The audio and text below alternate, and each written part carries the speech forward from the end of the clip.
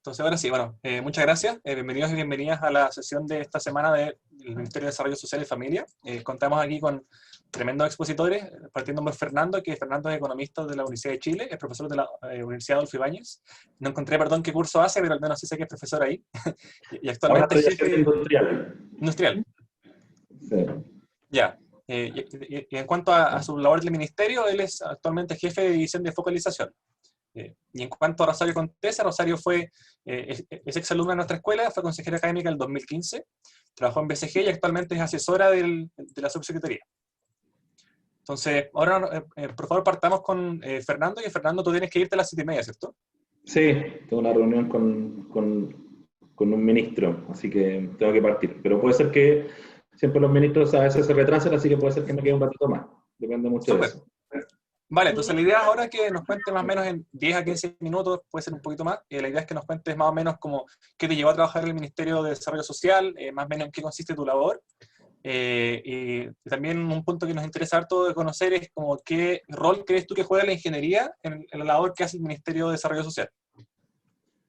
Ya, a ver, yo toda mi carrera la he desarrollado en la universidad, entonces obviamente fue un desafío cambiar básicamente un lugar donde desde que salí de la universidad trabajé por irme al sector público. ¿Ya? ¿Qué me llevó a tomar la decisión? Que de hecho me tomó un par de meses decidirme. Para ser súper sincero, no fue una decisión tan acelerada. Yo creo que la idea de querer aportar con un granito de arena, entendiendo que básicamente, en palabras muy simples, los superhéroes no existen. Cuando uno siempre tiene la sensación de que pueden hacer grandes transformaciones, pero en la práctica eso no ocurre, pero sí uno puede aportar con ese granito de arena en distintas partes y en el Estado, obviamente, la posibilidad de influir en más gente es mayor. Yo esto siempre se lo planteo a los alumnos. Uno puede influir en hacer como mejor la calidad de vida de la persona independiente del lugar donde esté. Si uno es empresario y es un buen jefe, afecta la calidad de vida de sus trabajadores y su familia. Si uno es médico y es un buen médico y un buen doctor, ¿cierto? Obviamente afecta la calidad de vida de sus pacientes. Es muy distinto al médico que te mira a la cara y te explica tu enfermedad cuando tú estás sintiéndote que te vaya a morir, el médico que no es capaz de mirarte ni explicarte. Pero acá en el Estado tú tienes la capacidad de llegar a más gente, ¿verdad? Y eso fue como la decisión en particular, y entendiendo también que a diferencia de muchas personas como yo, por ejemplo, que tienen la capacidad de elegir, o sea, yo tengo la capacidad de elegir dónde poner a mi hija, si no me gusta el colegio, mi hija la puedo cambiar y puedo pagar otro. O yo tengo la capacidad de ir a la clínica que yo quiera ir porque tengo la suerte de poder hacerlo. Para un porcentaje importante de la población, las posibilidades de elegir no existen. Por lo tanto, es finalmente el Estado quien les provee el servicio. O sea, para un porcentaje importante de la población es o un colegio público, o un consultorio. Entonces, el poder aportar ahí y tratar de transformar la vida de las personas, aunque sea con un granito de arena, yo creo que ese fue el principal motivo de tomar la decisión, por lejos. ¿Cómo puede contribuir un ingeniero? O sea, claramente, no solo a nivel de Estado, sino en todas las instituciones, hay que entender que uno requiere como de múltiples disciplinas, ¿ya? Y esto también yo siempre se lo planteo a mis alumnos, lo planteo en la división. Yo tengo solo en el nivel central, más de 60 personas a cargo. Nadie es tan inteligente como para resolver los problemas por sí solo, ¿ya? Y eso es así. Cuando nos olvidamos de eso, empiezan a ocurrir problemas porque en el fondo, cuando diseñamos dentro de una oficina pero no miramos la implementación, las cosas no resultan. Cuando miramos solo la implementación y no miramos el diseño, tampoco resulta. Cuando nos enfocamos solo en la plataforma y en el diseño de la plataforma y no pensamos en quién la va a usar, tampoco resulta. Entonces, lo primero es que uno necesita de múltiples disciplinas para lograr un objetivo. En el caso del Estado, es mejorar la calidad de vida de las personas. en una situación donde tú tienes una serie de restricciones, ya sean legales, burocráticas, de recursos, y por lo tanto tú tienes que ser ingenioso y ser capaz con tus distintas limitaciones, independiente del área en la cual tú tengas, ser capaz de llegar con una solución factible. Y ahí requieres ingenieros, requieres abogados, ¿cierto? Requieres sociólogos, y es clave que estas distintas profesiones entiendan la importancia de ese trabajo en equipo. Como que uno no funciona sin el otro, ¿ya? Yo siempre doy este ejemplo. Yo tenía un jefe que me decía, mira, si tú pones a un ingeniero, un economista y un abogado y lo haces mover una piedra, la forma en la cual la van a mover va a ser muy distinta. El abogado probablemente se va a demorar mucho porque va a revisar todo el marco normativo y puede ser que se demore años en mover la piedra. El economista va a empezar a suponer cosas, ¿cierto? Y va a decir, ya, si la muevo por la izquierda, y si la pendiente está, y va a empezar a hacer supuestos, y también puede ser que se demore en moverla, ¿cierto? El ingeniero la va a mover, pero puede ser que en moverla, básicamente no se preocupe del marco normativo, no se preocupe de algunos aspectos. Entonces, si se fijan, si tú realmente quieres mover la piedra y moverla bien, necesitas de los tres. Y probablemente no solo de los tres, también necesitas del sociólogo, del asistente social que atiende al público. Entonces, yo creo que los ingenieros tienen un rol clave dentro de un sistema que es más amplio y que cuando entendamos que cada profesión tiene una importancia dentro de ese sistema, las políticas públicas van a ser mucho mejores. Esa es mi opinión. No sé, Rosario, Sí, si tú quieres. te quería preguntar, Fernando, es que me faltó quizás ahondar en ese punto, si es que nos pudieras contar más o menos, bajo tu opinión, cuál es la labor que realiza el ministerio y dentro de esa labor como del ministerio, en qué área o en qué impacto tiene tu división. Eso quería saber. Ya. El ministerio tiene un rol que es coordinar la política social, ¿ya? Para que se hagan una idea, las intervenciones sobre los hogares son intervenciones que van más allá de un bono. Por ejemplo, una familia en extrema pobreza, tú no solucionas su problema con un bono en dinero, ¿cierto? Tú necesitas hacer intervenciones que son mucho más coordinadas. Tienes que hacer intervenciones en el área de la salud, tienes que hacer intervenciones en el área de la educación, necesitas que los niños de ese hogar vayan al colegio, ¿cierto? Necesitas que si hay niños pequeños en ese hogar también se hagan los controles de niños sanos. Y por lo tanto, si tú lo analizas, esa intervención integral requiere, uno podría decir, de dos cosas, perdón. Una, que haya coordinación en la política, porque si no, cada uno llega por su lado, ¿cierto? Por lo tanto, un primer rol que tiene el ministerio se podría decir que es coordinar la política social. ¿Ya? Cómo intervenimos las familias de extrema pobreza con una intervención mucho más integral. ¿Ya? Y dos, para diseñar política pública, para tomar decisiones, tú también necesitas información. ¿Ya? Necesitas información tanto en el diseño como en la implementación, como en la evaluación. Acuérdense que las políticas públicas, no sé si han tenido cursos de política pública, pero tienen un ciclo, ¿cierto? Desde cuando yo las diseño hasta cuando yo después las implemento y después cuando las evalúo. Para poder generar ese ciclo yo necesito datos, ¿ya? Y eso ustedes lo saben probablemente mejor que yo, la importancia del dato, en el fondo. Y por lo tanto el ministerio también tiene un rol en cómo levantar información y cómo asesorar a otros ministerios en el uso de esa información a la hora de diseñar su política pública.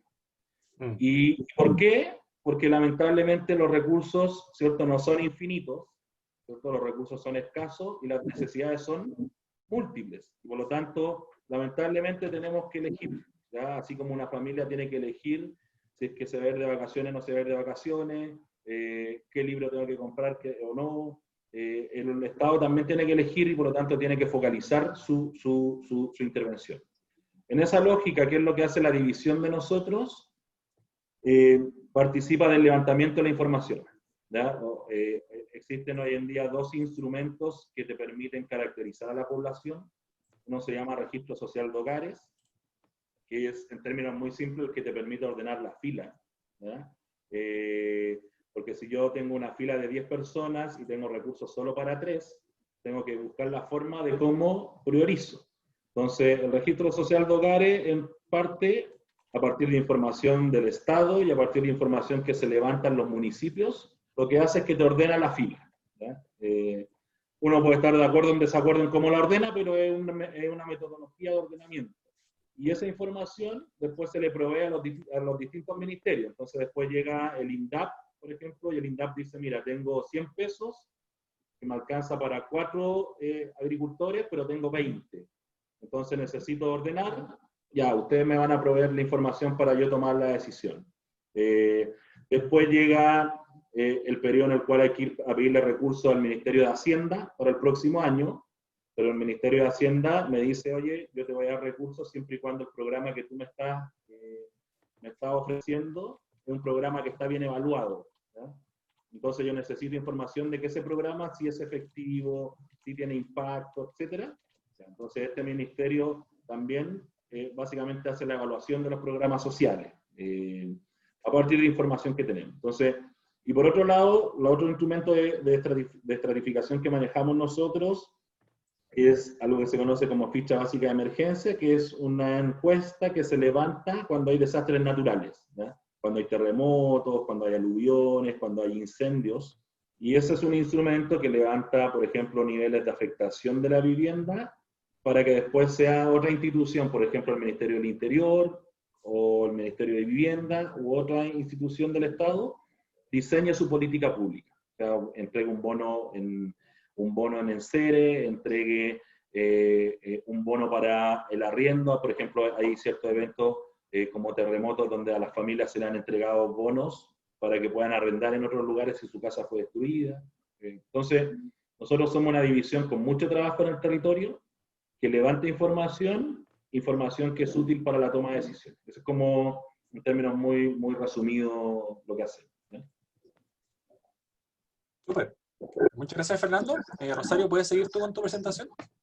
Sí, solo complementando lo que decía Fernando, para que entiendan en concreto qué es, el registro social de hogares lo que te da es tu clasificación socioeconómica. Entonces, cuando la gente postula los beneficios, dice yo soy del 40% más vulnerable, 60%, como te dicen como en qué porcentaje de la población, y los beneficios en general están focalizados para ciertos porcentajes, como hay beneficios que son para el 40%, otros para el 60%, otros que es independiente, pero ese es como el producto de lo que levanta Fernanda, es una ficha en el fondo, y dicen qué tramo socioeconómico se encuentra tu hogar completo. No es por persona, es por hogar. ¿No? Sí. Ahora, es importante también que tengan en consideración que esto detrás tiene sistemas tecnológicos, porque ahí son plataformas, tiene levantamiento en el territorio, tenemos sistemas que permiten cruzar información, o sea, tiene múltiples patitas, y por eso yo les decía de la importancia del trabajo en equipo y de las múltiples profesiones. O sea, en el diseño de las plataformas y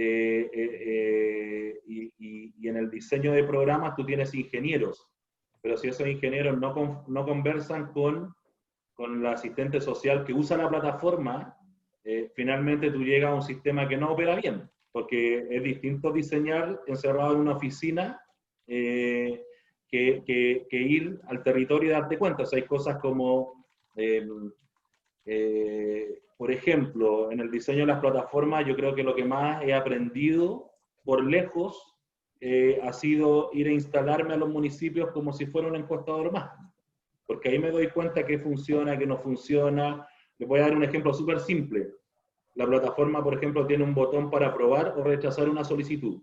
Entonces, cuando uno diseña, de repente uno mira dónde queda más bonito el botón y dónde quedan más bonitos como que desde el escritorio es fácil mirarlo. Pero en una bajada territorial, una funcionaria que llevaba 30 años me dijo, oiga, no se le ha ocurrido separar los botones, porque cuando nosotros estamos con una fila de 30 personas, de repente uno se equivoca, y en vez de aceptar, en vez de rechazar, acepta. Y cuando yo acepto, esa solicitud ingresa al sistema y por lo tanto tienen que pasar 30 días para que yo pueda anularla. Y por lo tanto la persona que yo estoy atendiendo, yo le voy a tener que decir, oiga, venga en 30 días más a hacer lo mismo, porque me equivoqué en apretar el botón. Entonces, si se fijan, uno en un escritorio probablemente no se le va a ocurrir eso, porque en el fondo uno en un escritorio diseña en la lógica de lo normal. pero esa pequeña modificación que me dio alguien del territorio le cambió la vida probablemente a muchas familias que tuvieron que esperar un mes por un error que es humano, en el fondo, errar es humano. Entonces, por eso es tan importante la complementariedad con otras áreas. Los que venimos del área más técnica, los ingenieros, los economistas, y esto es mea culpa y una opinión muy personal, a veces minimizamos otros roles y nos quedamos mucho con lo full teórico. ¿Ya? Yo le digo a los alumnos de la universidad, ustedes lo único que les importa es cálculo, álgebra, los ramos de operaciones, economía, pero hay ramos blandos que son claves. Y obviamente cuando uno es estudiante estudia más cálculo, no va mucho a los cursos de habilidades blandas, uno como que los percibe como que son los cursos más fáciles, que uno no va, pero igual le va bien. Pero en la práctica se va a dar cuenta, y ustedes cuando egresen se van a dar cuenta que también las habilidades blandas son fundamentales en cómo yo finalmente consigo los logros. O sea, yo a mis alumnos les digo, probablemente nadie, a menos que sean economistas y hagan clase, les va a pedir integrar el día de mañana. O sea, en una pega no van a integrar, no van a derivar, no van a hacer ecuaciones complejas. ¿Qué es lo que hace eso? Es que obviamente te enseña métodos, y te enseña a ser metódico, y te enseña a ser responsable, y por lo tanto te genera una lógica de que es lo que hace el ingeniero, ¿cierto? De buscar la mejor solución posible a un problema complejo. Eso es lo que uno aprende en cierta medida. Entonces, si eso yo después lo llevo al mundo laboral, se supone que si uno fue capaz de pasar 4 cálculos, 4 álgebras, es capaz de enfrentarse a estos desafíos complejos y encontrarle una salida. Como parte de lo que uno se queda desde la universidad.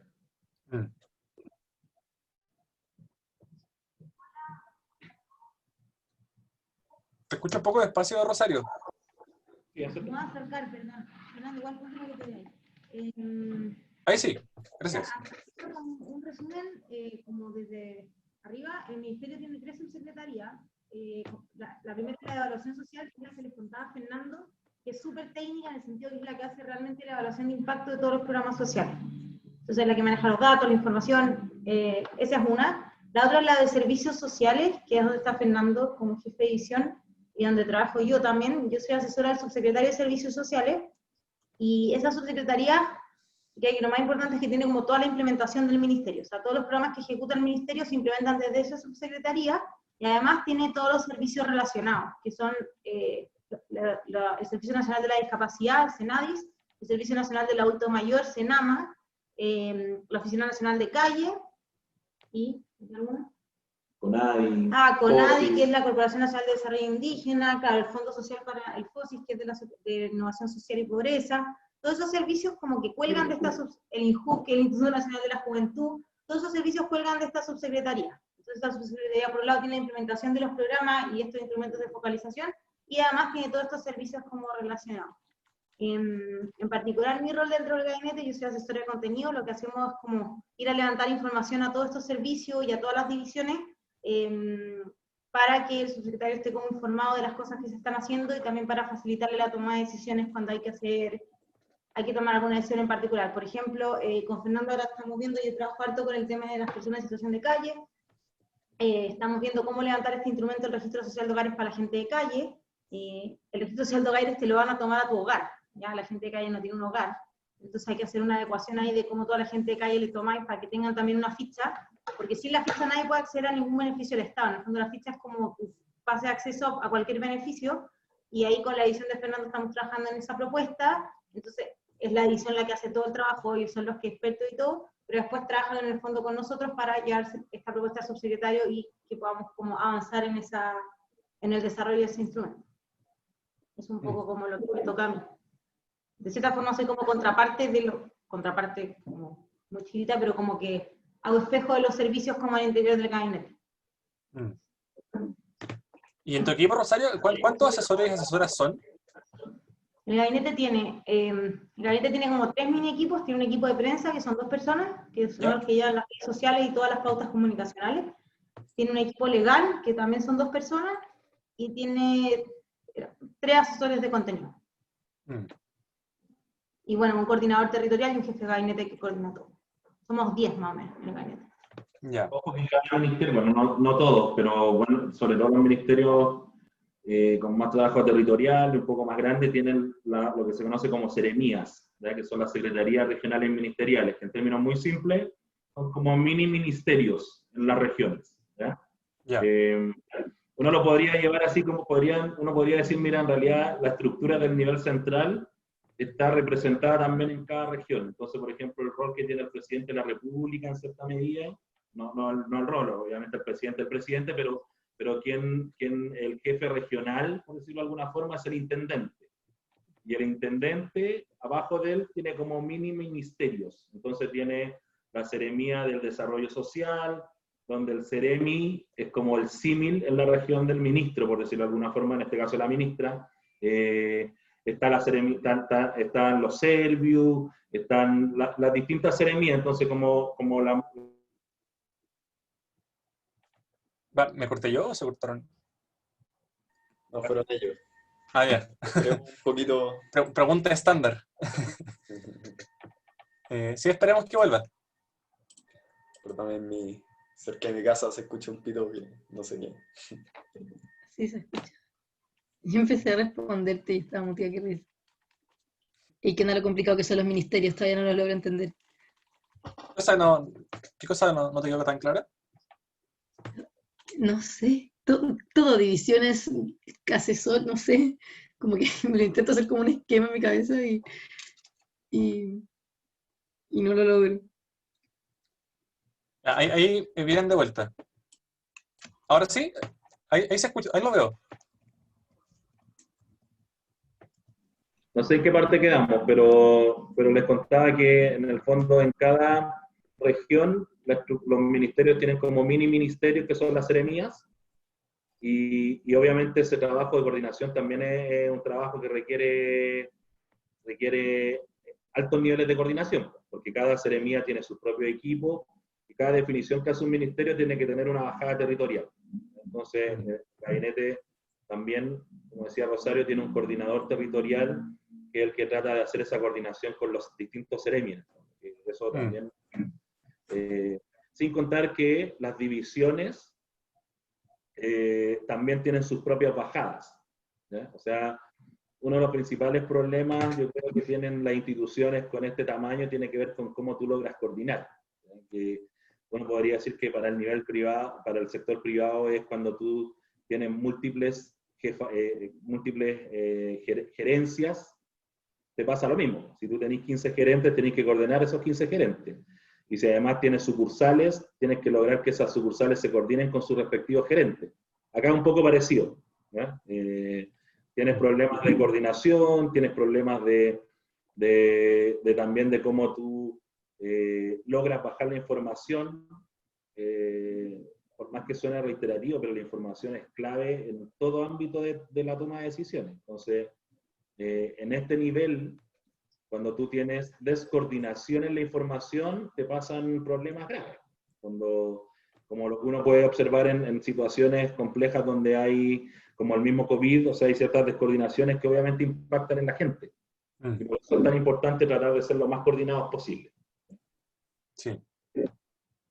Oye, quería tomar una duda que salió de parte del público, entonces más o menos para hacer un mapa mental de la estructura como del ministerio, entonces tenemos la ministra en este caso, que es como ya en el fondo ella está a cargo del ministerio, ella toma las decisiones políticas, después abajo están subsecretarios y subsecretarias, que es como una mezcla, se podría decir, como de rol político más rol ejecutivo, ¿cierto? Porque ellos están a cargo de las divisiones, ¿o no?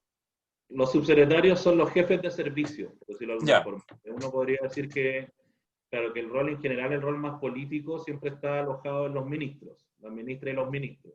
Ya. El rol más hacia adentro de la institución, que es ser el jefe de servicios, son los subsecretarios. Y en este caso, como decía la Rosario, hay tres.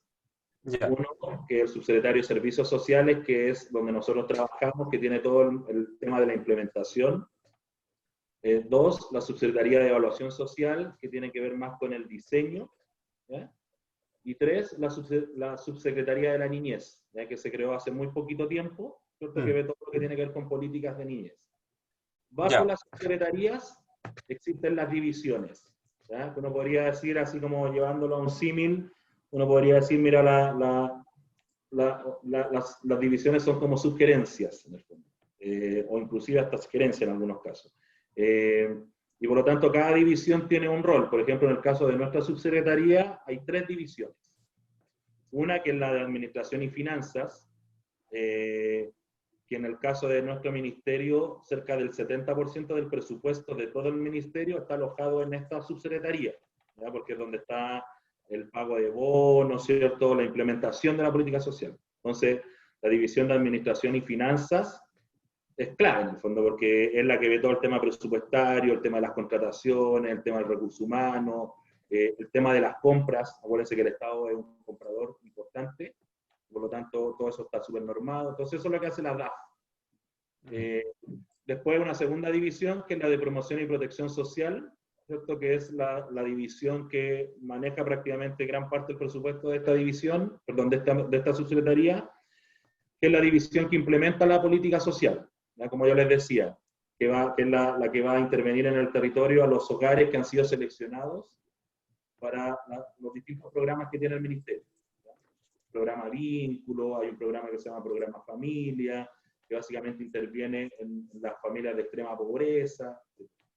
Y una tercera división, que es la que dirijo yo, que es donde nosotros nos enfocamos en el levantamiento de toda la información que permite apoyar la toma de decisiones, tanto de la focalización, como yo focalizo los recursos en un escenario donde tengo pocos recursos y muchas necesidades, y lo que tiene que ver con levantamiento de información para catástrofes naturales, que es información valiosa para que otros actores tomen decisiones. Por ejemplo, no sé si recuerdan en el 2019 este incendio que hubo en Valparaíso. Nosotros en 4 días levantamos la información de las 500 casas afectadas. Y eso permitió que en 7 días el gobierno pudiese entregar apoyo a esas familias, tanto en bonos en enseres, o sea, bonos para que puedan comprar lo que perdieron, como también apoyo en lo que tiene que ver con la reconstrucción de viviendas, etc. Entonces, ese es como el rol de nuestra subsecretaría. Sí. Y una pregunta, Fernando. Bueno, actualmente, obviamente, es mucho más difícil salir a buscar información que en tiempos normales. Obviamente es más difícil enviar a encuestadores a terreno, por ejemplo. También vi hace poco que salió un estudio de, no sé si Idea País, que decía que hay una gran cantidad de gente que lamentablemente no está inscrita en la ficha del Registro Social de Hogares. Entonces, ahora en este tiempo de pandemia, donde han tenido estas dificultades, quizás como en cuanto a la información, que obviamente sería ideal tener mucha información para poder hacer políticas públicas bien focalizadas, ¿cómo han abordado ustedes ese problema? Porque, como decía antes, quizás si la información no está en todos los casos, puede ser difícil estar más o menos seguros de que la ayuda llega donde debe llegar. Claro, ahora, yo creo que hay que contextualizar un poco para que tengan un orden de magnitud. El registro social de hogares tiene casi el 75% de la población, ¿ya? Dentro del registro social de hogares. Es el instrumento que finalmente te permite focalizar más de 100 subsidios del Estado, desde subsidios de vivienda hasta de educación. Entonces, es por lejos el instrumento con más información que existe hoy en día. También hay que contextualizar que el COVID es una situación bien especial. Si tú lo analizas a nivel mundial, o sea, ustedes mismos, si lo piensan hace un año, jamás se nos habría pasado por la cabeza estar en la situación en la cual estamos. Entonces, ningún sistema está diseñado para hacerse cargo de contingencias de ese tipo, sobre todo cuando nunca han ocurrido en los últimos 100 años. Y el registro social de hogares es un sistema que se diseñó para apoyar la selección de beneficiarios en tiempos normales. Entonces, lo que nosotros hicimos fue básicamente tomar una serie de definiciones, como por ejemplo, habían solicitudes del RCH que implicaban visitas domiciliarias antiguamente. Obviamente, al tener una visita domiciliaria te alarga el proceso. En pandemia lo que hicimos fue suspender la visita domiciliaria. Y por lo tanto esto permite que ahora, sin la visita, la gente ya puede ingresar. Ya. Para que se hagan también, para que tengan una idea de órdenes de magnitud, en un mes normal del año, de un año normal, al registro básicamente se ingresaban cerca de 150.000 solicitudes, promedio mensual. Eso era lo que resolvía el municipio. En estos meses ingresó 1.200.000 solicitudes, solo en un mes. O sea, prácticamente en un mes y medio hicimos todo lo que se hizo el 2019. Y eso obviamente plantea un desafío y qué definiciones tomamos ahí, y por eso yo les decía que es importante el trabajo cooperativo y con las distintas miradas tomamos la definición de automatizar ciertas solicitudes. O sea, solicitudes que antes tenían que ser realizadas por alguien, obviamente pasar de 150.000 a 1.200.000, no había ninguna posibilidad de revisar 1.200.000 solicitudes en un mes. Y por lo tanto, cerca de un 40% de solicitudes fueron automatizadas, donde por bases de datos, a partir de ciertas reglas que definimos, dijimos, mira, cuando la solicitud tanto cumple con la regla A, B, C, D y E, la vamos a aprobar automáticamente. Y por lo tanto, de hecho, si uno compara, hay meses de la pandemia donde el tiempo promedio de las personas fue inclusive menor que en meses normales. Y eso ocurrió porque básicamente se automatizaron solicitudes, se eliminaron documentos que se exigían antes, se pospuso la visita domiciliaria, se permitió el acceso por clave RUN a la plataforma, se cambió la plataforma. Entonces, se hicieron muchas medidas que se han visibilizado poco porque obviamente en general el mundo espera que de un día para otro tú logres dar una solución, pero cuando tú estás en una emergencia donde tienes 19 millones de personas afectadas, porque indirectamente todos en cierta medida hemos sido afectados, no todos nos hemos contagiado obviamente, pero de una u otra forma todos los hogares se han visto afectados, ya sea porque los niños no pueden ir al colegio, ya sea porque se perdió el trabajo, ya sea por el tema de la salud, por las cuarentenas. Entonces, en ese contexto, pretender de un día para otro contar con el 100% de la población es algo que no hay ningún instrumento que lo haga. Y por lo tanto, obviamente hay cosas que uno puede hacer mejor, pero lo que definimos en esta emergencia fue poner al ciudadano en el centro. Es decir, mira, necesitamos disminuir todos los tiempos posibles, cumpliendo la ley, ¿cierto?, de manera de simplificarle a la familia acceder. Y eso en cierta medida lo hemos logrado, como les decía, tomando definiciones que fueron de un día para otro. Piensen que, por ejemplo, el call center pasó de atender 600 llamadas en un día a atender 25.000 llamadas en un día. De un día para otro. Entonces, si uno eso lo lleva a nivel de cuál es la capacidad de yo poder hacer frente a eso de un día para otro, es imposible. O sea, piensen en el Cyber, ¿cómo se llama el Cyber Day?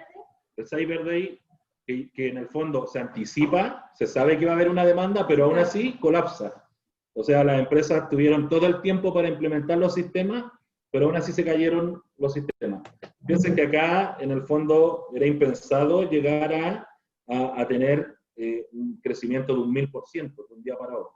Entonces, obviamente hay definiciones que se fueron tomando, algunas con más éxito que otras, pero yo creo que el sistema respondió relativamente bien. Sumen que los municipios también disminuyeron su atención por razones obvias. Sí. Entonces, es un escenario complejo donde se logró enfrentar una demanda que fue infinitamente mayor. Con gente trabajando jornadas, los que pueden trabajar trabajando jornadas extensas, tomando muchas definiciones, y por eso, llevado como a la toma de decisiones, tú necesitas tomar decisiones rápidas. Cuando no te sirve darte la vuelta, si lo hago de esta forma y si lo hago de esta otra forma. Y esas decisiones rápidas, para que sean exitosas, requieren del trabajo de todos. Como los que están diseñando sistemas logran mejorar la plataforma de un día para otro, así como esa mejora que le hacen a la plataforma, además de tener estabilidad, también tiene un componente de usabilidad. Porque si yo le hago un cambio a la plataforma, pero nadie entiende lo que estoy diciendo, finalmente la gente, acuérdense que nosotros tenemos brecha digital de manera importante, entonces es como voy buscando las formas de ir solucionando, y de repente uno quiere tomar un camino, y por eso es importante también el buscar la solución, y cuando ya estoy por encontrar la solución por ese camino, hay un impedimento legal que me dice, no podéis seguir este camino, entonces tenéis que buscar otro. Y eso es parte del día a día, en el fondo. Que con pandemia obviamente se creció más.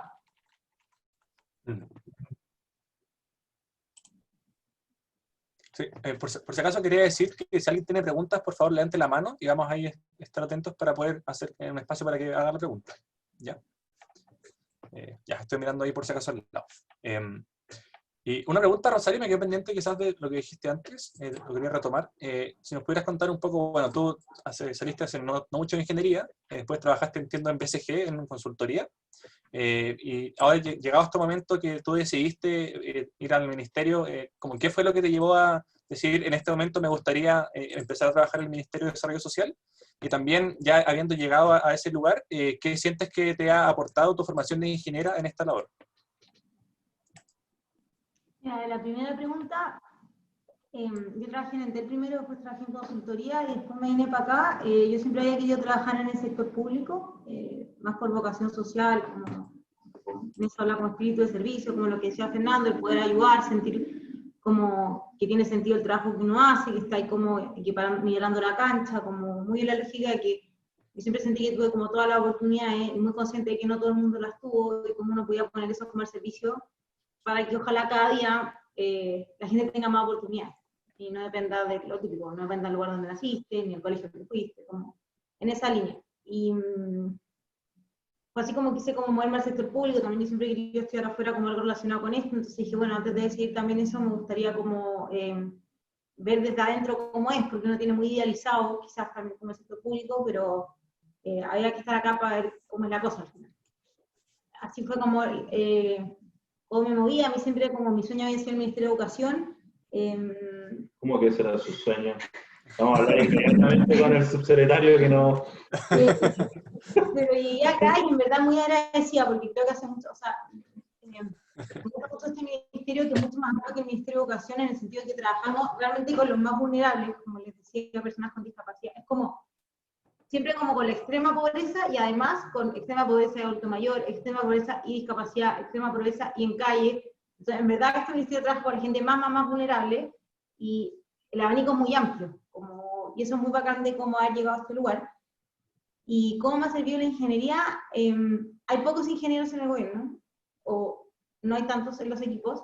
Creo que como la forma es como que uno tiene resolución de problemas, como de enfrentar un problema, de forma como súper sistemática, el manejo de datos y todo, eso a mí me ha ayudado un montón acá. Como de repente como que los equipos tienen muy buenas ideas, pero cuesta como esto como de estructurarla bien y como sistematizar su información y ponerle datos. Su secretario acá le encantan los números, entonces siempre pide como cuánto cuesta, se puede bajar, a cuánta gente impacta, etc. Yo creo que en eso la formación de la escuela me ha servido un montón. Como poder rápidamente ponerle número a las cosas, ¿cachai? Con la expertise que dice Fernando que tienen los equipos, porque efectivamente los que están en el terreno y los que tienen relación con la gente a la que en el fondo estás ayudando o sirviendo, son los que tienen la experiencia técnica y los que le ponen como el grado de realidad. Como eso es súper importante, como un ejemplo, no sé, ahora para la pandemia tuvimos que diseñar albergues para las personas de calle. ¿Albergues? Para las personas de calle. Ya. Normalmente en invierno hay albergues todos los inviernos, pero en la noche no. Es decir, la gente va, duerme y al día siguiente sale, está todo el día en la calle, vuelve a dormir. En el fondo es para evitar que la gente pase las noches con frío en la calle, en el fondo, y muera por frío. Entonces, este año, con la pandemia, claramente esa no era una solución, porque tú no podías tener gente rotando todos los días. O sea, la posibilidad de infección por coronavirus era altísima si tú todos los días tenías gente distinta que entraba y salía. Tuvimos que diseñar albergues que fueran 24/7, es decir, toda la gente le decía, perfecto, yo te recibo hoy día, pero tú no sales de este albergue. No sales más, básicamente. O sea, no sales, como que haces cuarentena en este albergue. Y eso suena súper bien, como una solución técnica, pero no es tan fácil, porque la gente de calle en general es gente que tiene problemas psiquiátricos, gente que tiene consumo de alcohol y drogas. Entonces, la implementación de esa solución no es trivial, porque la gente no quiere quedarse adentro. La gente dice, yo prefiero dormir en la calle, que me obliguen a estar como encerrado. Ahí, como el expertise que tiene el equipo es súper importante, como que te levantan estas alertas, que dicen, mira, en verdad sí, desde el punto de vista sanitario la gente debería quedarse las 24 horas, hoy día es así, los albergues son 24 horas, pero tú tienes que tomar una serie de medidas como que hagan que sea factible esa solución. Por ejemplo, o sea, hay protocolos de consumo protegido de alcohol, que tú le das una copa de vino al almuerzo, por ejemplo. Como hay cosas que como que la realidad supera como a las medidas técnicas, ¿sí? Y eso también es súper relevante acá en el trabajo en el ministerio, sobre todo en estas poblaciones que tienen características particulares. O sea, la adherencia, lo que decía Fernando, cuando uno trabaja con la familia, la adherencia de la familia a un programa no depende de cómo qué tan bien diseñado esté el programa necesariamente. Como es todo un desafío, es que las familias, lo que decía Fernando, como tú le pasas un bono, pero además hay una intervención social, no es tan fácil que la familia adhiera como a esa intervención. Que al final es lo que permite como, porque si tú le das solo un bono, no quedan en la misma. Al final. Muchas gracias. Fernando, ya que son cerca de las 7:30, ¿tienes que irte pronto al final o tienes más tiempo? No, todavía no me confirma, así que denle nomás. Ya. Sí, bueno, les quería preguntar a ambos, a Fernando y a Rosario. Bueno, han hablado quizás un poco más, Fernando, de, por ejemplo, que su división hace una labor que tiene mucho que ver con la información, ¿cierto? Con levantar información útil para el ministerio y quizás también para otros ministerios. Les quería preguntar, bueno, evidentemente quizás lograr obtener esa información es una dificultad grande, sobre todo en este contexto, pero también aparte de eso, como ¿qué otros desafíos ven ustedes en cuanto a modernizar el Estado? Quizás más enfocado a su ministerio, pero si quieren extenderse un poco más allá también puede ser. Por ejemplo, no sé, podría ser mejor tecnología, mejor capital humano, mejores recursos. ¿Qué sienten ustedes que falta para modernizarlo y llevar al Estado chileno a un mejor nivel? Yo creo que a ver, varias cosas que van más allá del Estado mismo. Uno, yo creo que en primer lugar necesitamos, y esto es de manera transversal, necesitamos que el diseño converse mucho mejor con la implementación, ¿ya? Y esto en muchas ocasiones ocurre no solo en el mundo público, sino también a veces en el mundo privado. Y esto es como que cuando cada institución se queda solo en su rol, se generan como estos estancos, donde yo miro mi parcela, pero no me meto en la parcela al lado. El problema es que para que la solución sea mejor, tiene que haber más coordinación. Si ustedes lo piensan, en muchas ocasiones el diseño se disocia mucho de lo que se implementa, y finalmente en el Estado eso es más todavía. En el fondo, en algunas ocasiones, no sé, hay un área que se dedica solo a diseño, pero no ve nada de implementación. Y lamentablemente el diseño tiene que considerar cosas como decía la Rosario, o sea, hay aspectos operativos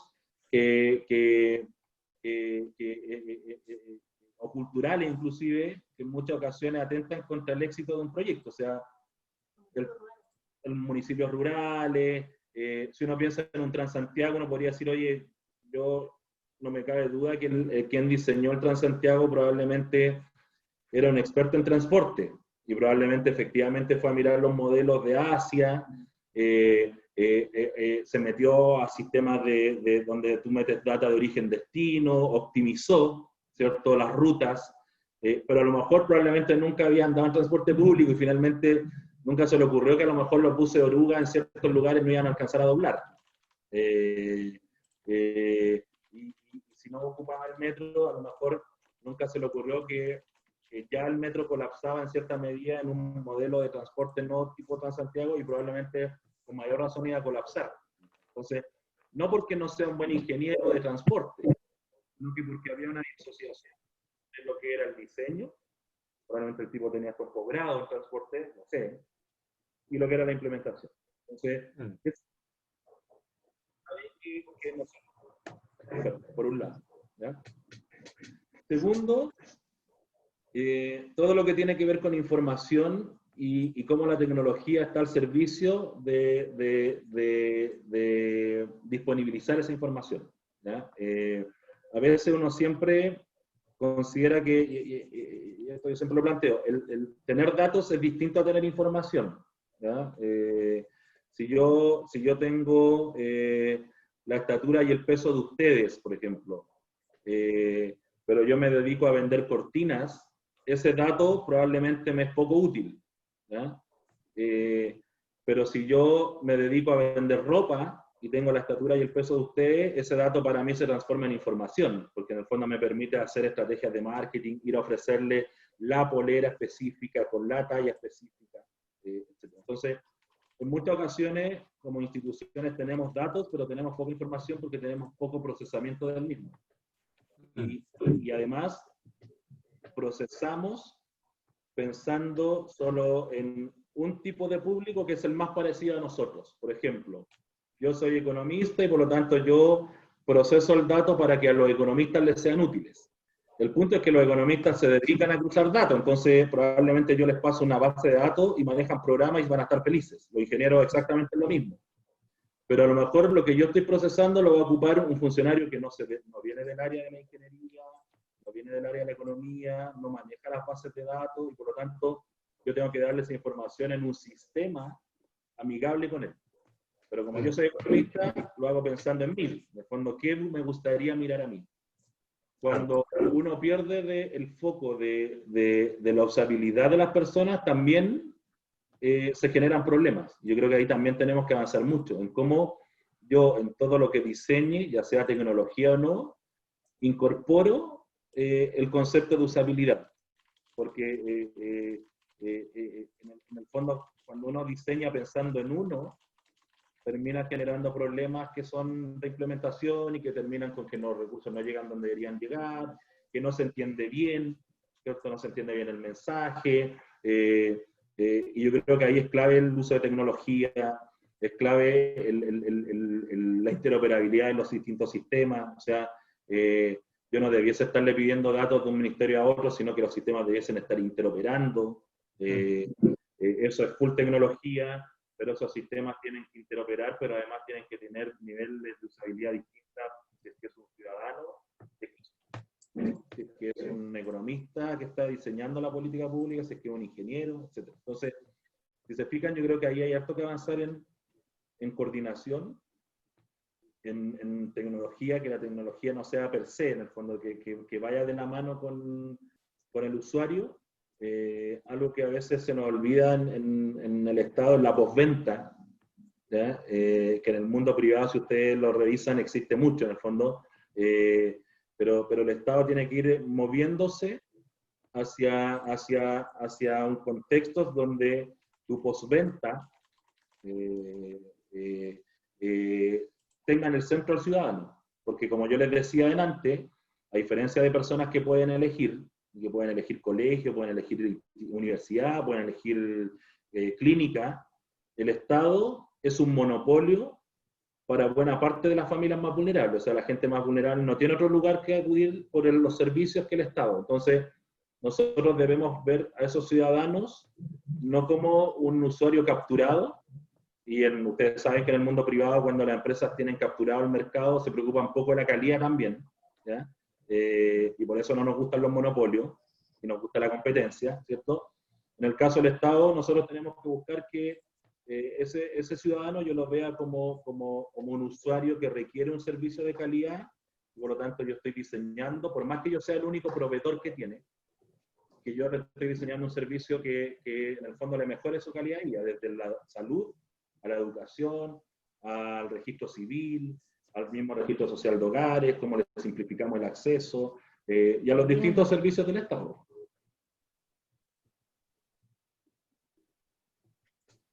Yo tengo una pregunta que es súper rápida, o sea, no puedo levantar la mano, así que voy a hacer un tiro. Es que no puedo como evitar preguntar si es que ustedes trabajan tanto con datos, y bueno, a mí personalmente también es uno de los temas que un poco me gustan. También dicen que los datos va a ser como la plata del futuro, así que es cada vez más importante. Y obviamente con lo que dices tú, Fernando, en este mismo contexto de un poco hacer que los datos generen información, de que no sean simplemente datos, que no te sirvan para tantas cosas. Quisiera saber si es que dentro del ministerio han empezado a trabajar o a instaurar ciertos modelos de quizá inteligencia artificial, o si no hay inteligencia artificial, quizá ciertos como preprocesamiento de los datos en pos de generar información, como qué estrategias quizá ocupan, además de todo este levantamiento de datos que ya nos contaste que se hacía. Pero quisiera saber quizá esa parte, si es que sientes que está quizá un poco al debe, si es que sientes que algo que está tomando cada vez más fuerza, y también dentro del ministerio, como que quizá quisiera saber un poco de eso. Yo creo que ahí obviamente hay harto que avanzar. ¿ya? Obviamente es una de las áreas a potenciar. Sí tenemos algunas iniciativas que hemos empezado a hacer crecer más. Por ejemplo, nosotros tenemos un sistema acá que se llama Analista Digital de Información Social, que es un Big Data en cierta medida, que lo que hacemos es cruzar datos de caracterización socioeconómica a nivel de RUT. ¿Ya? Entonces yo voy y veo cuál es la caracterización de Pedro, de María, de Francisca, con información de intervención que tiene el Estado. Entonces, si es que un ministerio, en este caso, si es que nuestro ministerio le entrega o no le entrega un beneficio. Entonces, y eso lo estamos llevando a nivel de análisis a través de tablas, a través de gráficos, pero también algo muy importante que hemos ido incorporando mucho en el último tiempo a nivel territorial, porque en el fondo, desde la lógica de la intervención, en muchas ocasiones tú tienes intervenciones que requieren una lógica que es más territorial que por hogar. Si se fijan en las características que tiene nuestro país, hace que en una misma villa no sean muy distintos los hogares. Entonces, eso es una herramienta que estamos desarrollando que te permite identificar brechas. Por ejemplo, a qué hogares yo debería estar interviniendo y no lo estoy interviniendo. Pero obviamente que tiene una potencialidad mucho mayor, porque de cara al futuro te permitiría tal vez coordinar inclusive con el sector, con el sector privado, cómo tú logras esto, hacerlo conversar no solo con el Estado, sino como con fundaciones de la sociedad civil. Piensen que hay muchas fundaciones de la sociedad civil que participan en apoyo de estos grupos más vulnerables. Entonces, ¿cómo yo logro con esta herramienta, que lo que te hace es cruzar datos en el tiempo de distintas instituciones, identificar brechas de intervención, incorporando a los actores más relevantes, que son los municipios, las instituciones del nivel central, el mundo privado y las instituciones de la sociedad civil, las fundaciones? Entonces, hay un inicio de trabajo, pero obviamente de cara al futuro hay un montón por donde crecer. Porque esto implica, ¿no?, como les decía, no solo cruzar el dato, sino que también para cada actor donde yo quiero entregar esa información, tengo que pensar en una cáscara que se adecue a su expertise y a su uso. Pero ahí hay un ámbito de crecimiento de todas maneras, que hay que explotar. Ahí creo que el mundo privado va más rápido que el mundo público. Por lo tanto, obviamente que son ámbitos interesantes de mejora a valorar. Ahí yo solo un comentario, creo que también en el mundo público los incentivos no están puestos para eso. ¿En qué sentido? En que tiene poco crédito político invertir en mejorar los sistemas de información, porque no le llega directo a la gente, o sea, le llega pero indirectamente. Claramente si nosotros mejoramos esta plataforma, permite focalizar mejor, los bonos llegan a quienes tienen que llegar, pero de cara a la ciudadanía, la gente siempre va a preferir, como es más popular hacer un bono, es más popular construir un parque, es más popular poner más camas en un hospital. Entonces, no sé si no está de acuerdo conmigo, pero creo que es poco como sexy invertir en desarrollar sistemas de información y todo, y eso hace que sea aún más difícil. Sí, pero yo creo que en parte se puede dar eso, pero también lo que hace difícil esto en muchas ocasiones tiene que ver con cómo logro coordinar instituciones que son distintas, que eso también es clave piensen en el sector privado, en el fondo el dueño de la empresa dice yo quiero que se haga este sistema y se hacen. Si la gerencia de finanzas no está muy de acuerdo porque sale caro, bueno, si el directorio ya definió que había que hacerlo, se hace.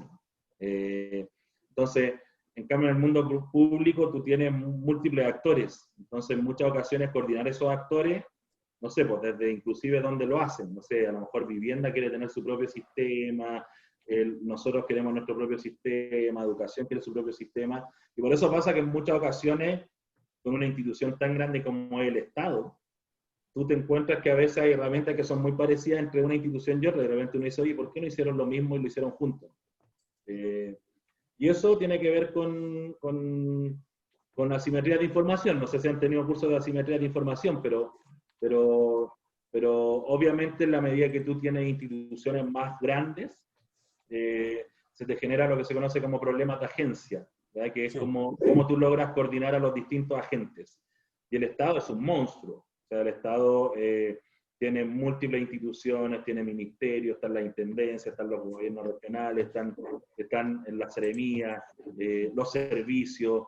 Entonces, lograr coordinar, ¿cierto?, un monstruo de ese tamaño, en muchas ocasiones también va en contra un poco de la mejor coordinación o de la eficiencia, llevada inclusive, por ejemplo, al tema de las plataformas. Y además, y esto también es importante, que a veces es una limitante, tiene que ver con todo el tema normativo. O sea, el ámbito, dado que el Estado se financia con los recursos de todos los chilenos, ¿cierto?, la estructura normativa es mucho más rigurosa. Entonces, eso hace que a veces hay cosas que tú quieres mover, y tú tienes la tecnología, tienes la mano de obra calificada, ¿cierto?, tienes las personas que te permitirían mover eso, pero finalmente hay un tema legal que te tranca el avance. A diferencia del sector privado, donde básicamente la institución tiene que acogerse a las leyes que existen, pero dentro del ámbito privado puede moverse mucho más fácil, porque al final los recursos no son de la sociedad, son los recursos de una persona o de un grupo de accionistas que, si están dispuestos a correr el riesgo, los corren. Entonces, si se fijan, eso también es un ámbito distinto, pero también, pensando en ustedes como ingeniera y ingeniero, también lo hace desafiante, porque te genera un desafío que es un desafío intelectual, en el fondo, que es cómo yo logro mover algo con todas esas trabas, cómo yo logro empujar, teniendo a veces la traba de cómo lograr coordinarse, teniendo todo el tema legal. Y eso yo creo que desde el punto de vista profesional, si ustedes me preguntan a mí, en el fondo que yo, es primera experiencia que tengo en el Estado, es un desafío brutal, porque en el fondo tú puedes tener la idea de cómo hacerlo y después en el camino te empiezas a dar cuenta que no se puede porque hay un tema legal, que no se puede porque esto es una atribución de otro ministerio, que no se puede porque, no sé, se hizo alguna vez y fracasó. Entonces tú tienes que empezar a ingeniártelas para buscar el camino. Y eso, de todas maneras, es súper desafiante. Desafiante en cómo lograrlo. Y va a terminar en cómo mover a la gente también. Cómo tú logras mover una estructura, de que el Estado tiene una estructura de funcionamiento y por lo tanto también a nivel de jefatura, en el fondo los que somos jefes de división y que estamos más en el día a día, cómo tú logras mover a la gente a hacer cosas que a lo mejor antes no hacían, y ese mover no es desde el miedo. Cuando yo siempre le digo a mis alumnos, cuando alguien logra ser un buen jefe, no logra mover desde el susto. Antes existía la percepción de que si el jefe era el villano, ¿cierto? La gente tenía miedo y se movía. El mover y el liderar equipo implica un desarrollo de habilidades blandas súper importante, porque implica cómo tú logras motivar. Porque en el fondo tú tienes que lograr motivar a personas donde en el sector público, y esto también es importante tenerlo en consideración, es más difícil cambiar los sueldos que en el sector privado. En el sector privado la jefatura define el presupuesto, ya negocia y le puede duplicar el sueldo a alguien. En el sector público mover sueldo es mucho más difícil y por lo tanto también es un desafío cómo yo logro motivar equipos sin necesariamente la motivación monetaria, sino que desde la generación de mística, desde hoy esta es una mejora que es súper importante para la gente, tenemos que hacerlo. Entonces, sin transformarse en un charlatán tampoco, en el fondo. Si acá es como, tienes que ir jugando, en el fondo. Y eso es de todas maneras como apasionante y desafiante en lo profesional.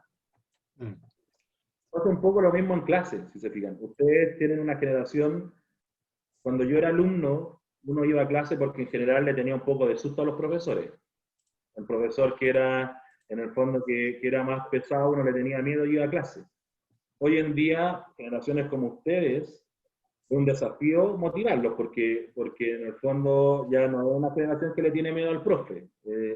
El alumno o la alumna va y respeta al profesor en la medida que se siente respetado. Por lo tanto, motivar a un cabro de 18 años a sentarse en una sala de clase a las 8 de la mañana, cuando tiene infinitas cosas más entretenidas que hacer a esa edad, ¿cierto? La motivación es clave. O sea, que el alumno o la alumna sienta que está aprendiendo, y que no está ahí porque tiene miedo. Entonces, eso es un desafío hoy en día. Sí, Fernando, tenemos una pregunta aquí de Gabriel y después de Catalina. Gabriel me pidió hacerla yo porque está sin micrófono, pero ahí está saludando. Hola, Gabriel. Bueno, la pregunta que plantea Gabriel es ¿cómo está Chile en comparación a otros países de la región a la hora de focalizar estos programas sociales? ¿Y qué pasos se deben tomar en esta década para mejorar parámetros como distribución de gasto en subsidios, por decir? Ya, a ver, yo creo que ahí, de todas maneras, Chile en temas de focalización, si uno se compara con países de la región, está mucho más avanzado. O sea, piensen que hay países que todavía ni siquiera tienen el 100% de su población con RUT. Entonces, cuando tú ni siquiera tienes a tu población, ni siquiera sabes bien cuántos son, ¿cierto? Difícilmente sabes otro tipo de variables. ¿Ya? Hay países donde la focalización se hace hoy todavía con encuestas que se hacen cada cierta cantidad de años. Entonces, como yo voy a hacer una encuesta cada, no sé, cada 4 años y con eso voy a focalizar. Pero como bien saben ustedes, la información cambia en esos años. Y por lo tanto la información se mueve, la realidad, ¿cierto? Se mueve mucho más rápido que la teoría. ¿Qué es lo que tiene Chile? Hoy en día Chile tiene un sistema que de todas maneras que necesita avanzar, pero es un sistema que ha avanzado mucho. Ya tenemos una historia de instrumentos de focalización. Es robusto. Nosotros usamos datos que levantamos desde la gente, pero también usamos lo que se conoce como datos administrativos.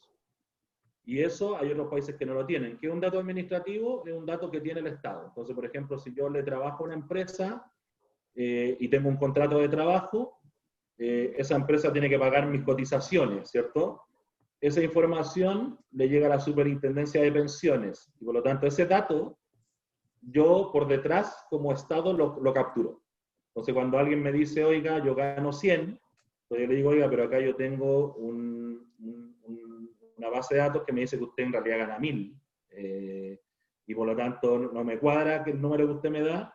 Finalmente lo que hacemos es que el dato administrativo hemos logrado tener un sistema con datos administrativos que me permite disminuir el riesgo de inclusión, o sea, incluir dentro de la política social a personas que yo no debería incluir.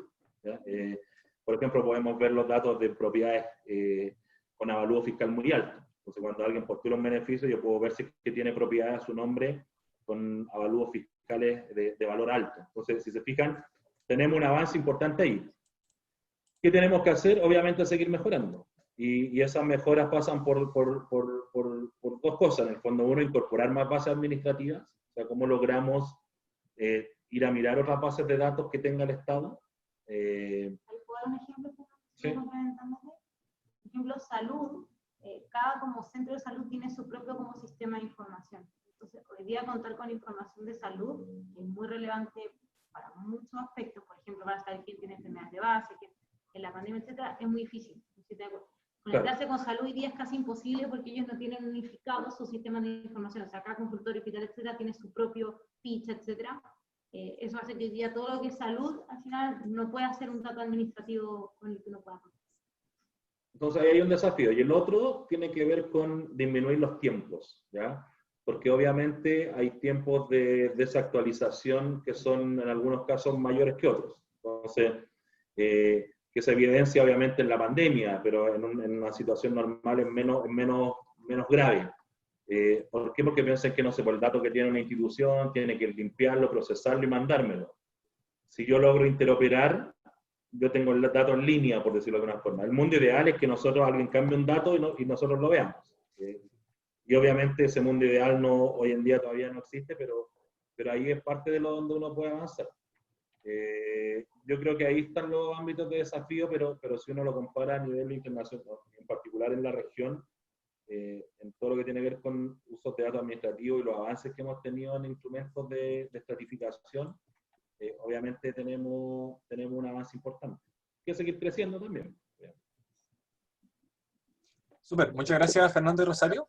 Tenemos aquí una pregunta de Catalina, por favor. Hola. Bueno, mi pregunta va más como por otro lado, como en la forma de trabajo más que enfocada en los datos, y se trata de que quería saber cómo se ve afectado en general el trabajo de la subsecretaría y las divisiones, qué tan grande es el efecto a la hora de que cambian un ministro, como los proyectos cambian, las formas de trabajo cambian, ¿cómo se ven afectados ustedes en su trabajo? Eso. Ya, súper. Muy buena pregunta. Obviamente que genera un impacto porque los lineamientos bajan en el fondo, ¿cierto? Las prioridades cambian, hay gobiernos que tienen una prioridad, otros que tienen otra. Lo que sí, yo creo que también Chile ha avanzado harto en lo que tiene que ver con cierta estabilidad en los cargos que son cargos más técnicos, ¿ya? Obviamente todavía hay mucho por avanzar, pero hemos avanzado mucho en lo que es la alta dirección pública. ¿Qué significa eso? Que finalmente tú cada vez tienes menos cargos que son dependientes de las autoridades de turno. Obviamente los ministros siguen siendo cargos de confianza, los subsecretarios y hasta los jefes de división, ¿ya? Se podría decir que hasta ahí llegan los cargos de confianza, obviamente los gabinetes, que son como el equipo más cercano. Pero lo que tiene que ver, por ejemplo, con jefaturas de departamento, que en el fondo son las áreas que están en la operación misma, son cargos que se concursan, ¿cierto? Hay cierta estabilidad en la plana o en un porcentaje altísimo del Estado. Siendo súper sincero, obviamente cambios de administración generan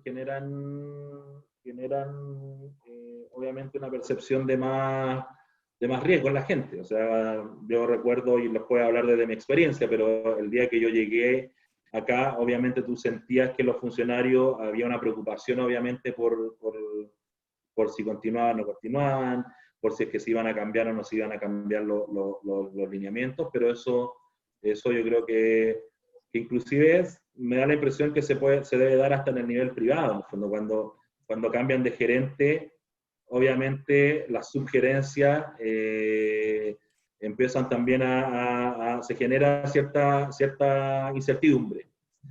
Pero yo creo que Chile ha avanzado, como te decía, se requiere avanzar más, sí, siempre hay que modelos, no sé, un modelo inglés, un modelo donde los cargos de confianza son muy, muy, muy poquitos, pero algo hemos avanzado. Y ahí también se cruza con lo y por eso les planteaba la importancia de las habilidades blandas, sobre todo a nivel de jefatura, porque cuando tú llegas, en el caso mío, que es un puesto que tiene personas a su cargo, tú tienes que lograr generar un ambiente emocional tal que las personas empujen el carro contigo. Y eso pasa mucho. Yo creo que existe una mala percepción en muchas personas a veces del funcionario público, ¿ya? Pero créanme que yo diría que un porcentaje altísimo de los funcionarios públicos son realmente funcionarios de carrera, como que creen en la política de largo plazo, que están ahí porque en el fondo creen efectivamente en la pega que hacen. Yo al menos en mi división he tenido, no sé si es suerte o no, pero el nivel de motivación ha sido súper, súper alto en este tiempo. Y gente que lleva muchos años. O sea, por ejemplo, yo prácticamente casi no traje a nadie. Yo estoy casi funcionando con el equipo, prácticamente con el mismo equipo de cuando yo llegué, y es gente que está súper comprometida porque entiende la política pública como una política de Estado, no como una política del gobierno de turno, ¿ya? Ahora también está en la habilidad de cómo uno lo transmite. Probablemente hay otras situaciones donde no se transmite tan bien. Muchas gracias por la respuesta. Tengo una pregunta para Rosario, tomándome que nos quedan como 8 minutos más o menos de tiempo, entonces quería hacer esta pregunta que ojalá sea de utilidad para la audiencia. Bueno, tú eres exalumna de nuestra escuela, saliste hace poco y tú comentaste que tu sueño era trabajar en el sector público en algún momento. Te iba a preguntar, bueno, la semana pasada Benjamín Balbenda en la charla de energía nos contó que al menos para él había sido una muy buena decisión partir en el sector privado. Él trabajó en una consultora y después pasó al Ministerio de Energía. En tu caso, tú mirando para atrás, ¿tú crees que fue una mejor decisión haber pasado, por ejemplo, por Entel y después por PSG y después caer en el ministerio en el que estás ahora? ¿O tú, si hubieras tenido la oportunidad de tener esta posición que tienes ahora, cuando saliste de la universidad, hubieras tomado hasta el tiro? Mira, yo lo que te podría decir con certeza es que para mí ha sido muy valioso pasar por el mundo privado y por el mundo público.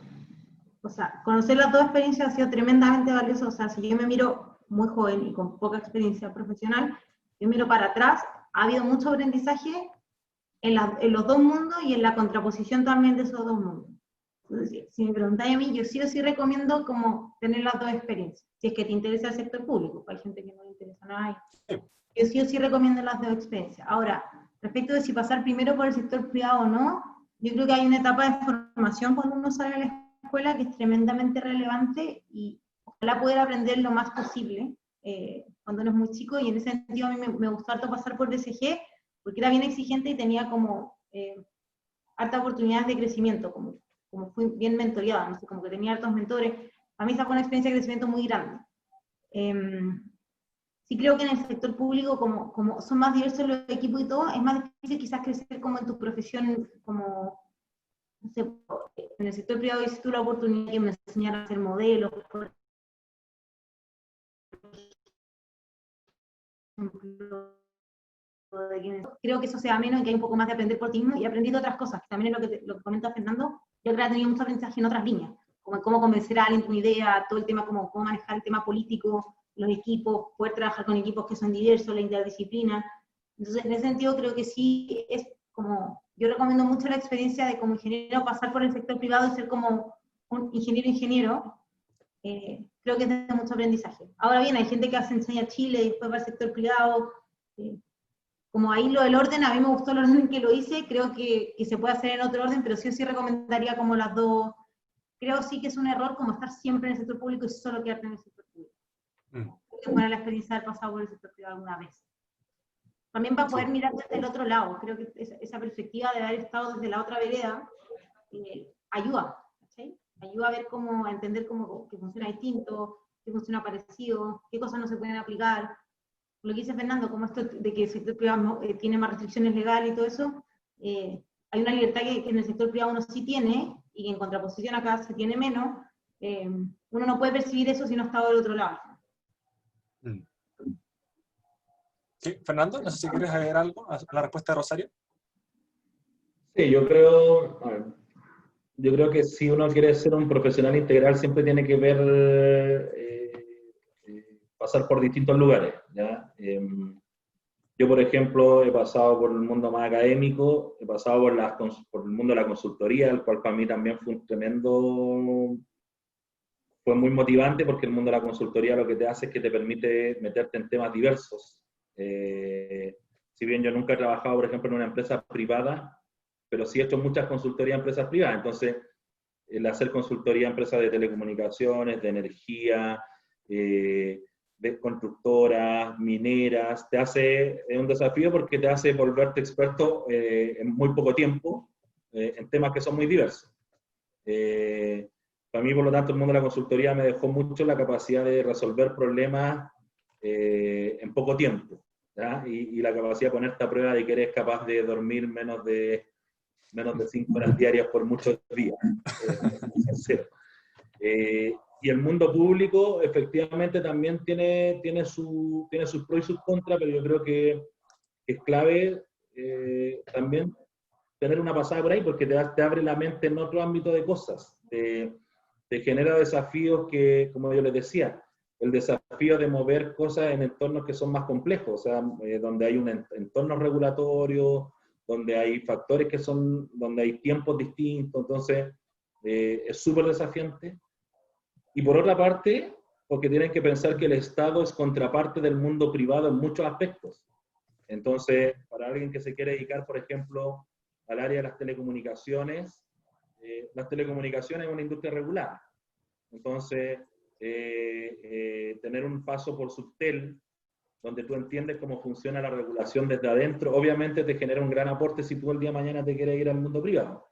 Para alguien que se quiere ir a un banco, ¿cierto? Y quiere hacer su carrera en el mundo más financiero, la industria financiera es súper regular. Entonces, probablemente pasar por un banco central, pasar por un banco del Estado, pasar por una super de bancos, te permite tener una visión desde el otro lado, y por lo tanto hacer mejor tu pega en el mundo privado. Para alguien que se quiere dedicar al mundo de la energía, no sé, un ingeniero civil eléctrico, la industria de la energía es una industria compleja que también está súper regulada. Entonces, Sí. haber pasado por la superintendencia de electricidad y combustible te genera una visión distinta, y también te va a contribuir si es que tú el día de mañana quieres estar ahí. Entonces, si se fijan, el Estado yo creo que es súper útil, porque además, pensando en gente que quiere estar o que le interesa el mundo privado, va a ser contraparte sí o sí en algún aspecto, regulatorio o de otro tipo. Y también hay gente que dice, oye, en realidad yo tengo una vocación social y eso también es súper valorable, y dice, yo quiero dedicar mi vida al mundo público, porque efectivamente también acá tú ves la necesidad, y ves el impacto de lo que haces, en primera línea, lo que está tan de moda la frase. Entonces, cuando tú eres capaz de resolverle el problema, y te lo voy a llevar a ejemplos tan concretos, y a veces que uno los visualiza poco. Ejemplos tan concretos como una abuelita que quería hacer una solicitud y no podía hacerla, y tú te diste el tiempo de llamarla por teléfono, y estuviste finalmente una hora hablando porque esa abuelita además te contó su vida, y que estaba solita, y que los niños, ¿cierto? Que no sé, que sus hijos fallecieron, entonces ya no tiene a quién acudir, termináis casi de psicólogo en el fondo, porque estáis haciendo un trámite, pero ahí te das cuenta de decir, mira, en realidad esa hora es una hora que igual le cambié la vida a alguien, está ahí en un aspecto súper concreto y pequeño. A lo mejor no tiene que ver con mi profesión, en mi caso yo soy economista, no tiene que ver con que escribí un paper, pero el nivel de satisfacción es decir, mira, solo por voluntad, solo por el hecho de haber tenido la voluntad de haber llamado a esta persona, que probablemente no la voy a ver nunca más, pero sentir la gratitud de solucionarle un problema, obviamente tiene una recompensa en lo personal que va más allá de lo monetario, que va más allá de muchos aspectos, ¿verdad? Yo en mi vida como profesor también, en el fondo yo a veces hay clases que me dedico a hablar con los alumnos de la importancia de la empatía en el desarrollo, que alguien podría decir, pero ¿qué tiene que ver eso con un modelo de organización industrial? Y digo, nada, pero si yo logro que un alumno de un curso de 65 se dé cuenta que puede hacer algo por mejorar el mundo desde el rol en el cual esté, es que es un gran empresario, siendo al menos empático con sus trabajadores, si es que, como les decía, si es que siendo doctor, siendo empático con sus pacientes, y que ese granito te mejora la calidad de vida de la gente. Yo creo que si uno puede estar en un lugar donde pueda transmitir eso,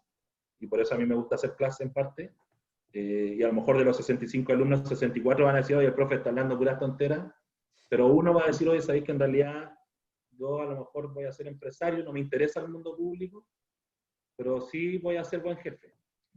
Y el ser buen jefe no pasa por el miedo, como les decía yo, pasa por motivar a tu gente, y le estáis cambiando la vida a las familias de los 100 trabajadores que tenéis.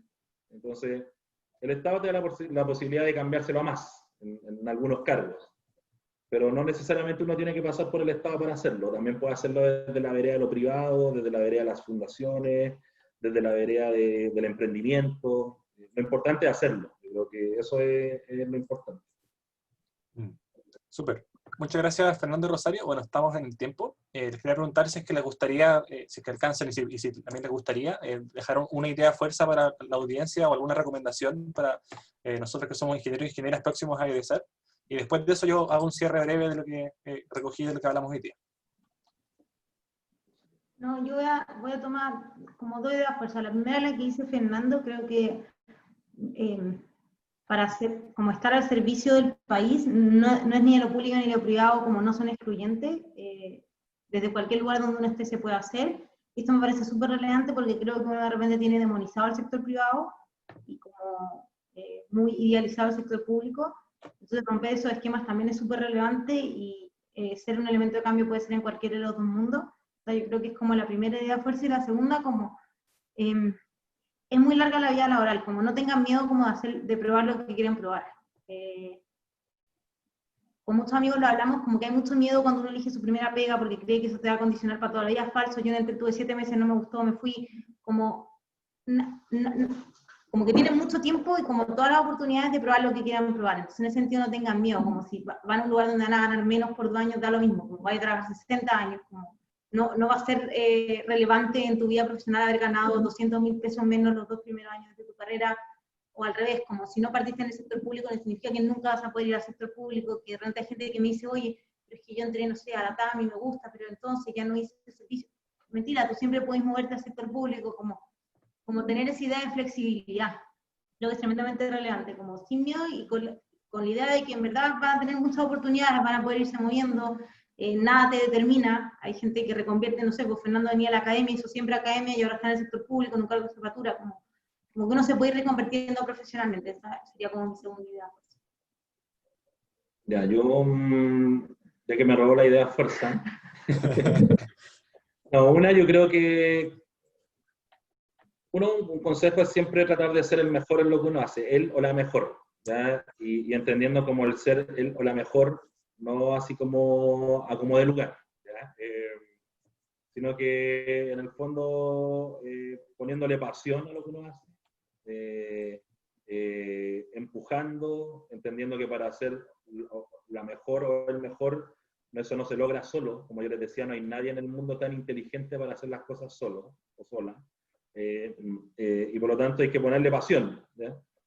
Y lo otro que también, yo creo que igual las generaciones más nuevas la tienen menos, si me comparo con las generaciones de la cual yo vengo. Hay que buscar a la hora de entrar al mercado laboral lo que a uno lo hace más feliz. Y esa felicidad a veces no pasa por la plata. Si ustedes lo analizan, un ingeniero de la Católica nunca va a ser alguien que va a tener un sueldo, un mal sueldo. O sea, cuando alguien me dice que acá voy a ganar 200 menos, ya, pero voy a ganar 200 menos, pero igual tenía un sueldo que está en el 10% más alto de la población. Entonces, la definición de qué es lo que quiero hacer en estas situaciones, o en situaciones como yo, que estudié economía en la Chile, yo creo que el hacer tiene que ver con qué me va a hacer feliz, porque piensen que ustedes van a estar trabajando al menos unos 40 años de su vida. Y más allá de la plata que uno pueda ganar o del poder que pueda tener en un cargo, eso implica estar más tiempo en el trabajo que en la casa, con la familia. Entonces, me hace feliz. Antiguamente se daba mucho más eso, que como que uno terminaba eligiendo. Yo me acuerdo cuando yo tenía que elegir entre irme a economía o administración o entre el área, todo era como, no, yo quiero finanzas porque ahí se gana más plata. Ya, pero ¿te gusta realmente las finanzas? Porque tenés que estar 40 años haciendo finanzas.